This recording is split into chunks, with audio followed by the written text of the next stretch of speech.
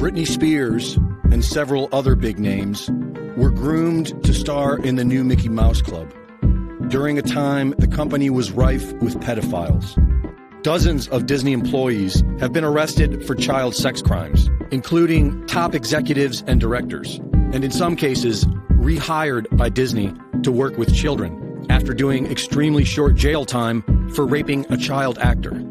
Former Disney chairman and Democrat Senator George Mitchell was identified as a pedophile who visited Epstein Island. And before that, Ghislaine Maxwell was doing photo ops for Disney's Save the Children. Several former child stars have claimed that the industry is crawling with pedophiles. We have already heard many of their stories. If we can look at the evidence and overcome our emotions, we can see what this is. Trauma-based mind control programs, such as MKUltra and Project Monarch, were revealed to the public via declassified documents in the 70s and again in the 90s, with several victims giving testimony before Congress.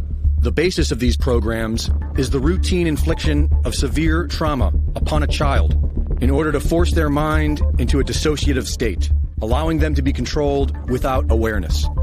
Up until the age of 7, children live mostly in a hypnotic state of mind, when their sense of reality is being written, which explains why they target children, specifically those that come from abusive households.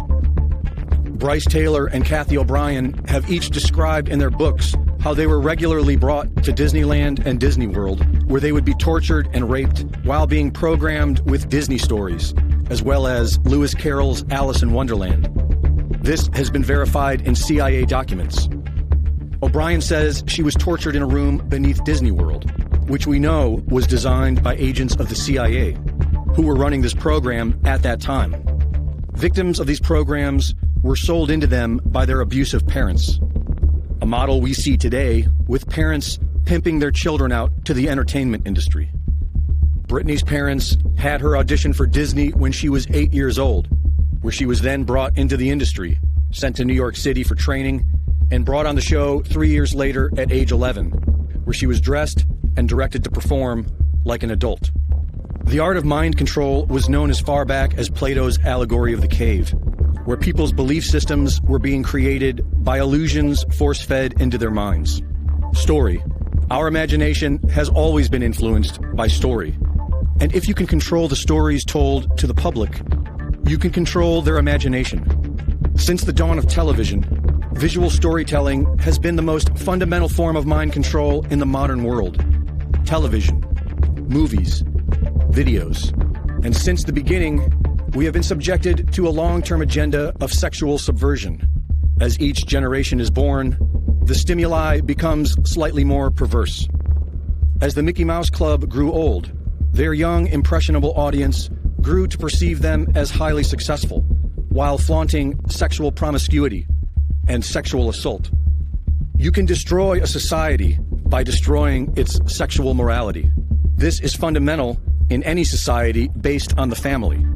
When our children are naturally in this theta brainwave state of hypnotic learning, they should be protected within the family and learn from them organically. But the emerging global state, now being forced on us by multinational corporations and big banks, want to destroy this society. They want to mold our children, exploit them, and even castrate them. It is now being promoted in highly produced inspirational show tunes, and they draft laws to help facilitate all of this. A Republican senator who has produced such films as Breeding Farm, about women being kidnapped and forcibly bred for babies to be sold on the black market before they are fed to cannibals, is pushing a bill to fund film and television. This is the new normal. This is the inverted reality being programmed into our minds. Decades of traumatic abuse has demonstrably hurt Britney Spears. The human mind can only handle so much for so long.